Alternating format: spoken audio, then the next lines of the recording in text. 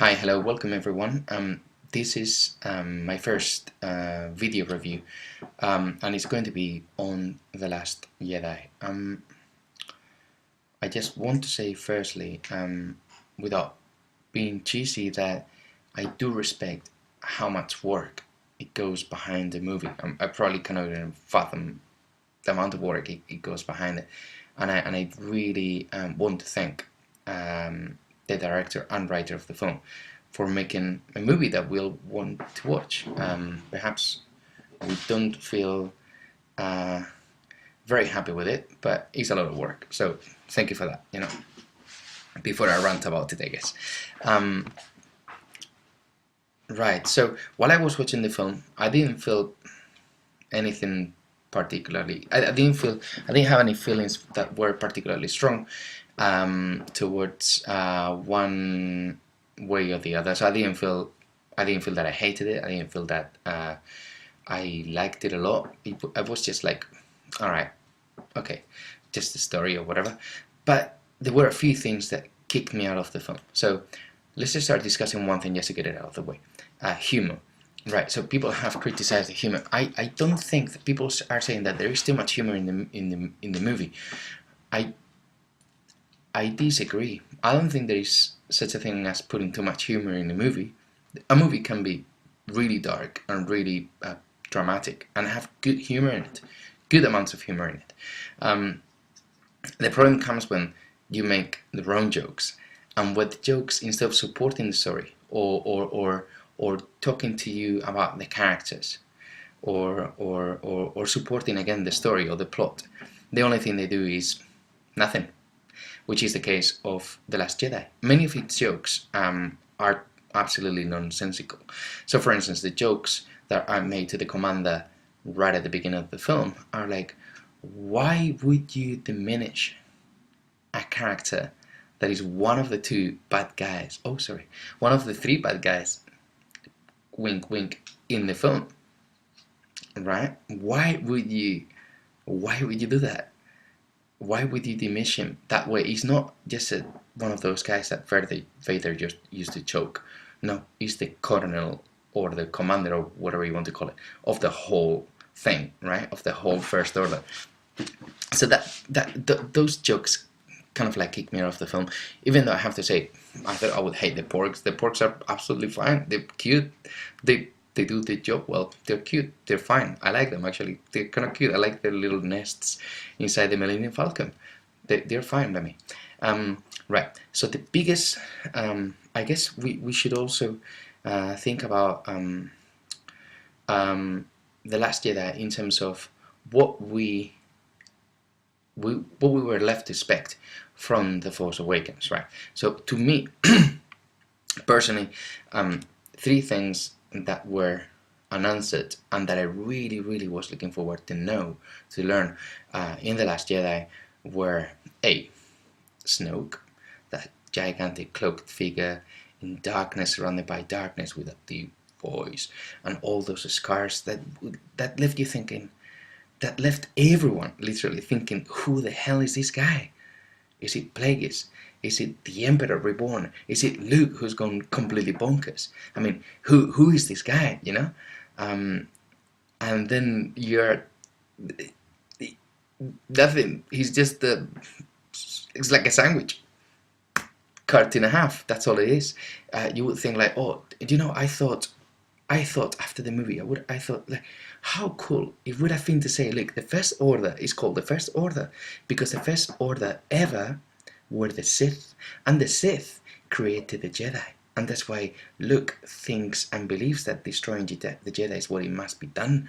I don't know, something like that. Just say that Snoke was raised in the planet where the Sith were born or were created by whoever, and just create a backstory about his scars and why he's disfigured and why he's so evil. Just create a cool story. Just create another planet or another planets that support the story. Create a different race of people. Create, I don't know, enrich the mythos, right? Don't take away, only also enrich and give new things to the mythos. Nothing of the sort. Second thing, the Knights of Ren. I don't know you guys, but when I watch The Force Awakens, I was like, I don't know who that lot is, but I really, really, really want to know. They may not have lightsabers, but they look cool as fuck. I really want to know who the Knights of Ren are, and I most definitely want to see the scene where they destroy the Jedi Academy. I really, really, really, really, really want to see that shit. I really want to see it. I cannot wait to see it. I mean, the Knights of Ren are this. Silence, because they're not in the movie, they are not even mentioned. I mean, I'm hoping that maybe we'll see them in the third movie, or I don't know, something like that, but I don't think so. Anyway, third thing, Kylo Ren. I really wanted to know what the hell happened between Kylo Ren and Luke Skywalker, but not only that, I really wanted to know what happened between Luke Skywalker and Kylo Ren, because I thought it would be incredibly interesting. I didn't know then how wrong I was. Right, and that brings me to the worst bit of the movie. And I'm not talking about the casino, I'm not going to talk about the Finn and Rose, because they're... that part is just... I'm not even going to bother with that, because that is just feeling like in a flipping turkey. That is just like feeling. It adds absolutely nothing to the story. The characters are not bad. The interpretations are crazy good. All of the actors are amazing. The photography is so good. The treachery is amazing. The music is beautiful. The shots are beautifully shot. The camera moves. Everything is stunning. It's just the script is not good. It's just not good. And the first thing everyone knows is that if you don't have a good script, don't even bother shooting that, because it's going to be crap. It doesn't matter how many millions you got. If the script is crap, the movie is going to be crap. Look, Avatar. I mean, yeah, visually it's amazing, but the story is written by who? By a 3-year-old? I mean, this is the same. Anyway, that brings me to Luke. And Luke is really sad. I mean, the case of Luke is really sad. And I understand now why Mark Hamill was so upset. I definitely agree with the guy. Look at this. So, Luke Skywalker tries to kill Kylo Ren, a teenager, in his sleep. Right, let's just think about it. People go like, hey, but 40 years have passed, and this guy has changed. Okay, Luke Skywalker has changed. Perfect, I can accept it. But tell me why. Don't go like, oh, 40 years have changed. This guy is changed. Now he's a different guy. Now his personality is different. He's a bit like, so he tries to kill Kylo Ren because he sees there is no way out. He will never come back to the light. Okay, let's leave that there for a second, and let's rewind a little bit to The Empire Strikes Back.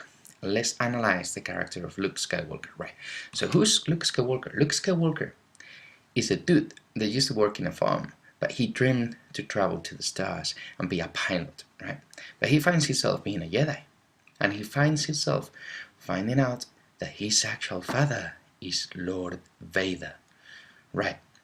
But when he's starting to be trained to become a Jedi, he believes that his father can be saved. Even Yoda says, "You will have to face Vader. And you will have to kill Vader." Obi-Wan says he knows who his father is, and all of that. And but Luke goes like, I'm not doing that shit. I'm going to rescue my father. And Yoda's like, I'm going to rescue my father. Well, Luke is such a badass. No, not badass. He's such a brave hero. Is such a representation of the purest hero, that he goes like, not only I'm going to rescue my father, I'm going to go up to the spaceship, right, and I'm going to tell the Emperor to his face that my father is still my father, and that is not his puppet, and I'm going to rescue my father myself. So he goes up to the spaceship and goes to the Emperor, and when he's losing, he goes like, I am a Jedi like my father before me. And then the Emperor goes like, something die like a Jedi. And when he tries to kill Luke, Darth Vader takes the Emperor and throw him through the toilet, right? And then Darth Vader becomes a Jedi again. So right, and now let's go back to The Last Jedi, right? So Luke Skywalker has gone from a guy who went through hell, literally hell, to save his friends, but most importantly to save the person of the universe apart from the Emperor, who was less unlikely after 50 years or who knows how long of being a flipping robot of the dark side that has only like 50% of human nature in him, and master the courage and master the wisdom to turn him and the heart to turn him to the light side. He sees a teenager and he goes like, nah, this guy's definitely bad. And just goes like, oh, maybe you could turn him. It's like, nah, not bothering with him. I'm just going to kill him. What? Yeah, I'm just going to kill him. And then he goes like, oh, maybe not. I mean, who's writing this shit? Are you nuts, mate? But are you really nuts? So, do you understand the character of Luke Skywalker? There is no flipping way that dude would not go up to Snoke and say, what are you doing with my pupil? I'll fucking slap you on the face. The real Luke Skywalker would go up to Snoke and say, or with Rey maybe, and go like, you and I, we are going to rescue Kylo out of the claws of that motherfucker, of that galactic motherfucker who is Snoke. Right, instead of that, Johnson, who again, thank you for your work, it's a lot of hard work, I do admit it, like, but dude, it just makes no sense. It really, really, really makes no sense that he decides just in a, oh, I'm going nuts, I'm going to kill this kid. Oh, well actually, I just thought it for a second, so I went there with my lightsaber, but the moment I saw his eyes, I decided that it wasn't the right choice. Man, I mean, I'm sorry, but it's not his first day at McDonald's. Like, he's been a Jedi for 50 years, you know, and he's gone through hell to save his father, and he's not going to do the same for his nephew? Are you mental? Are you mental? I understand why people are so angry. I mean, it's just a movie, right? I love Star Wars since I'm a kid. To me, it's like my father loves Real Madrid versus Barcelona, and he's a fanatic of football. I'm a fanatic of Star Wars. But I admit it's just a movie, you know? There are more important things in life. Well, no, there are no more important things in life than Star Wars, okay? So, relax. But what the hell, man? I don't know what movies you watched. I don't know. Did you watch? I don't know. Just the dinosaur bits that Lucas inserted during the 90s. I don't know what movies you watch, man. But what you've written is definitely not Luke Skywalker. I mean, now, thanks to you, unfortunately, it is. But the problem is that it might be a clone. I really hope that it's a clone, or I really hope that it's a, I don't know, man. What a mess, man. What a flipping mess. So, again, just to recap, I'm not going to go through the rest of the flaws of the films, like the horses with a face of a flipping herbo or a rabbit or whatever that was, or Benicio del Toro trying to be some sort of Lando Calrissian. I'm just, or Captain Phasma proving once more that she's, as a character, written as an absolutely useless character. Because in the first one, you got the guy with a zzz that everyone loved. Instead of using Phasma, who looks awesome and could be a cool character, you use just a nobody's stormtrooper to face Finn. And then in this movie, she dies in like 3 seconds. It's like, I mean, why do you even bother to create this character? I tell you why, to make toys. Come on, man.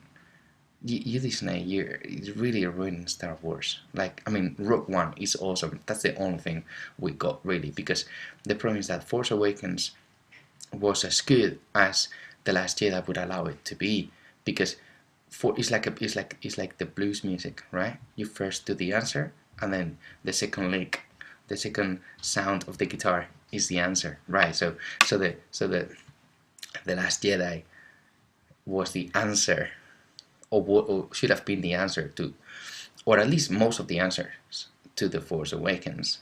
But instead, we are just left with two bad guys.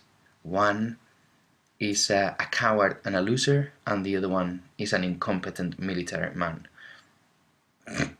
That's it. And then you have a kid who moves brooms, who nobody knows who he is. Really, nobody really cares, because not because nobody really cares. It's like, hey, it's the fucking kid. It's just that there is no backstory to him whatsoever. And Ray, who, yeah, is an amazing actress. Personally, she seems like such a nice person, but the character of Ray has nothing, absolutely nothing to bring to the table. Nothing, absolutely nothing. So, just a shame. Maybe this is a lesson to all of us, and get on with our lives and stop reading, I don't know, 20 times a day superhero websites in search for news and new photos of the costume of blah blah blah and the new lightsaber for whoever, because then we are left with this. It's a shame. Anyway, if you enjoyed the movie, I'll say something. I'm super happy for you, because honestly, I'm not trying to be cynical or trying to be funny. I'm really happy for you, because then you enjoyed the movie, and that's good. But unfortunately, I just couldn't, because what I expected plus what I know about Star Wars and what I feel Star Wars is, not should be, because I am fine with changing the story as long as you give reasons to why, which I feel is not the case. But anyway, if you enjoyed it, I'm really happy for you. If you didn't, we're in the same position. So please leave your comments below and just let me know what you think about this. Yeah, thank you very much for listening. See you the next time.